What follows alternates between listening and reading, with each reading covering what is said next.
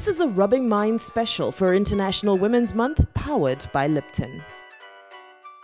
On this Rubbing Minds International Women's Month special, Lipton is raising a mug to Kevwe Alajagbo, the lady cobbler. Hi Kevwe, how are you doing? Very well, thank you. I love your outfit. It says Lady Cobbler Lagos. Yes. You know, you are a cobbler, and most cobblers, they tend to be men.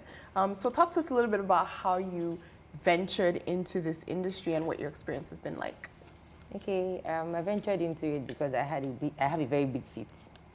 Okay, so most times I happen to get the ugliest shoes on the shelf, and then I got admission into the university, and then it was like when my mates are looking nice and going to classes, well, I have to always wear slippers and all that. So the bit to want to get fine shoes and also fitting in school back then made me contact a cobbler. But most times when I used to make my shoes, maybe because I'm not always around, you would always have to wait till the day I want to use it, or like I'm going to classes, or can I have my sandal or my slippers? And it's like, wait, I'll make it. And then I sat down with him and I saw the way he was doing it, and then I was like, oh, I'm the kind of person that I always like to do things myself. And I was like, okay, if this is what he does, and then like if it's a slipper, like in 2 to 3 hours it's done, though he will require help from his colleagues. Mm-hmm. And then like 2 to 3 hours is done, and then I wait, and then everybody's commending it, and it's like, it's nice, you look good, and then I'm now like, oh, finally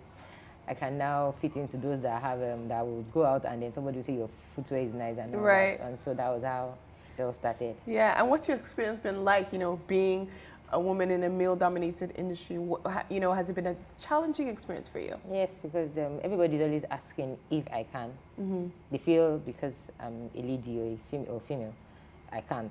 Right. And then competence is always the question. Can you do it? Are you sure you can do it? Are you sure you'll be able to do it? And then I having to convince them. I'm always convincing. Like initially when I started, I've been convincing. In the middle, I'm still convincing. And I'm sure I'll still have to keep convincing people, because it still seems like it's not somebody that's always expecting to show forth. When I show forth and I'm like, okay, I'm the one to do the job. And they're like, are you sure? Yeah. Are you sure? Can you pull this through? Will you be able to do it? That's the main challenge, which is competence. Everybody feels because I'm a lady, I won't be able to do it. Or I'm not fit to do it. That's a shame, honestly, because we're in 2021, and you know, you'd kind of think that people would get with the program. But in terms of, you know, your experience with colleagues who are also cobblers, have they been, you know, forthcoming with giving you guidance and training when you first started? Initially, when I started, most of them don't always want to. They always prefer you give them the job to do. Okay. And they do it for you. Do you think that's because you're a woman, or do you think that's just as part of protecting my business? And that's because I'm a woman. They feel I should not get to know all the acts and how to do the job quickly. So they feel just since you're a lady, they will easily give you the job, bring the job and let us do it for you. So, and that was the reason why they wouldn't want to show you the faster ways or better ways to doing this thing. They just want you that, don't worry, I'll do it for you, but with a price. Right. Now, in terms of, you know, your experience and craftsmanships, where do you get a lot of your inspiration from when it comes to making shoes? I get my inspiration basically from the charisma, the kind of charisma I want somebody to have, like, you know, like a lawyer walks in or a doctor walks in, and then is working gallantly in the shoes that I've made. You know, it kind of makes me very, it kind of gives me the power to want to do more, because, okay, now I can dress a doctor, like a lawyer will be wanting to go to court on Monday, and he will want to be working in my shoes. So even when I'm tired and I don't want to work, that just gives me the inspiration that, oh, somebody needs to report on Monday, or somebody's going for a meeting, or somebody's like, you have to bring my shoes to the airport, I'm traveling to America, and that's the shoe I want to wear. So you see, all of the jobs attached to, or the people that I work with, are the ones that give me inspiration, because basically I felt it was just going to be repair shoes and just make slippers for just casual use. But now the game has changed. It's more like, okay, I'm having an event, I have a show, it's my wedding, I have a presentation on Monday, and I want to appear cool, and I need you to do something. Can we just do something nice? And then it gives me the inspiration to want to work more. What was your family's reaction when you told them that this is something that you wanted to continue and, you know, take on as a full-time career? Initially, when I started, actually my parents, they were not cool. My dad was like, so you mean you went to Unilag, you read marine biology, and then you want to start making shoes? You'll have just told me initially, so we won't have bothered. We'll have just taken you from secondary school to apprenticeship. To apprenticeship. Yeah. And then you'll have just continued. Why the stress? Because I worked also immediately after school with a diagnostics firm and some other firms like that.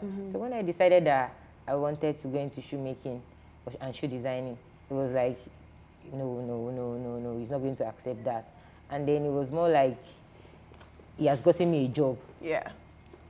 I'm starting on Monday and I'm like, I'm sorry, I'll be making my shoes. And it didn't go down well with him, but my mom, any which way, she supports. Yeah. As far as it makes you happy. Yeah. And has he finally come around? Yes, he has. Wonderful. He has, because most times when I make footwear for him and they're like, he has a big fit. I think I took it after him. Yeah. And then it's more like, I make more of like nice footwears, and then he's like, my daughter actually made it. And I'm like, okay.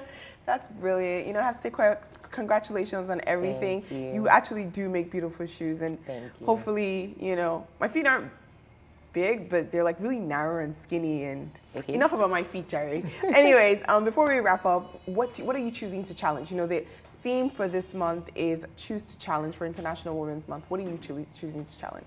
Okay, I'm challenging the government. I want the government, Nigeria is more like a classic country, but the government are giving pro-max laws.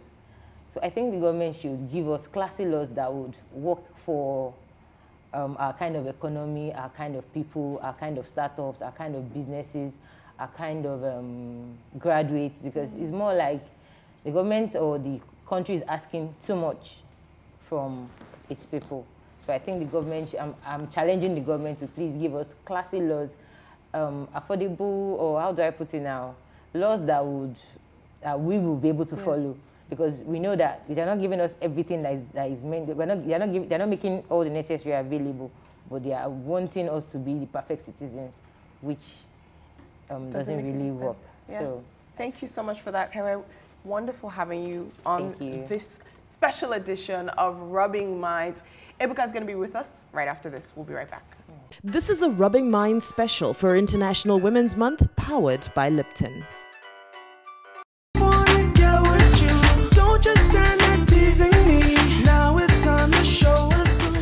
All right, amazing stuff, Bolanle. How did you enjoy today's show? I had a fantastic time. You know, I was really enamored also by my interview with the lady cobbler, which we just finished.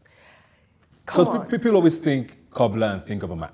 Yeah. And, you know, you always have those stereotypes with what a woman shouldn't be doing or can't be doing. And I think that just stood out for me. And she's been around for quite a bit. She has. Yeah. She's been around, and she's really made a name for herself. And just the tenacity and the resilience, you know, not getting support from her family, but now the pride in which her father says, that's my daughter, and she, you know, makes shoes. Those are the kind of stories that I want to hear. I want to hear that women are breaking barriers and redefining what it means to take up space. Yeah. So I'm really thankful that we were able to do those interviews, and I learned a lot. And I'm always glad to be here. Thank you, Ebuka, for giving me this space to do this. Thanks for doing great with it as well. And of course, thanks to Lipton for being a part of this. And we're going to continue this conversation as we go along, even after International Women's Month, because women are going to be a part of our conversation, as they always have been on Rubbing Minds. Don't go away. Stay with us, and I'll see you next Sunday.